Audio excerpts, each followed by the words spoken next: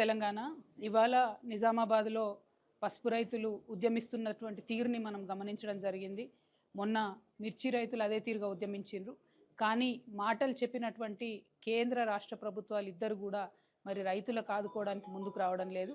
నిజామాబాద్లో పసుపు రైతులకు 15,000 మద్దతు ధర ఇస్తామని చెప్పి కాంగ్రెస్ పార్టీ అధ్యక్షుడిగా ఉన్నప్పుడు ఇప్పటి ముఖ్యమంత్రి గారు రేవంత్ రెడ్డి గారు మాట ఇచ్చి ఉన్నారు. అదే మాట గౌరవనీయులు రాహుల్ గాంధీ గారు కూడా చెప్తున్నారు. కానీ పసుపుకు ఇప్పుడు కనీసం 11,000, 9,000 కూడా రానటువంటి పరిస్థితులలో ప్రభుత్వం ముందుకొచ్చి మా నిజామాబాద్ పసుపు రైతుల్ని ఆదుకోకపోవడం అన్నది కేవలం రైతుల్ని నయవంచన చేయడమే, మోసం చేయడమే. కాబట్టి తక్షణమే రాష్ట్ర ప్రభుత్వం ముందుకొచ్చి పసుపు పంటను కొనుగోలు చేయాలని చెప్పి కనీసం 15,000 రూపాయలు మద్దతు ధర ఇవ్వాలని చెప్పి నేను డిమాండ్ చేస్తూ ఉన్నాను.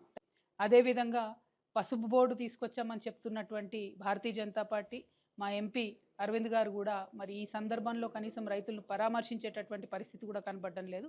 పసుపు బోర్డు తీసుకొచ్చారు, దానికి చట్టబద్ధత లేదు. పసుపు బోర్డు తీసుకొచ్చినారు, దాంతో పసుపు రైతులకు ఒరిగిందేమీ లేదు. కనీసము ఆ పసుపు బోర్డు ఇనాగ్రేషన్ టైంలో బండి సంజయ్ గారు ఒక మాట చెప్పినారు, మేము చాలా దీంతో పసుపు రైతులకు లాభం చేస్తాము, ధరలు పెంచుతామని చెప్పినారు. మరి ఆ ప్రయత్నం చేస్తున్నట్టుగా కూడా కనీసం కనబడతలేదు.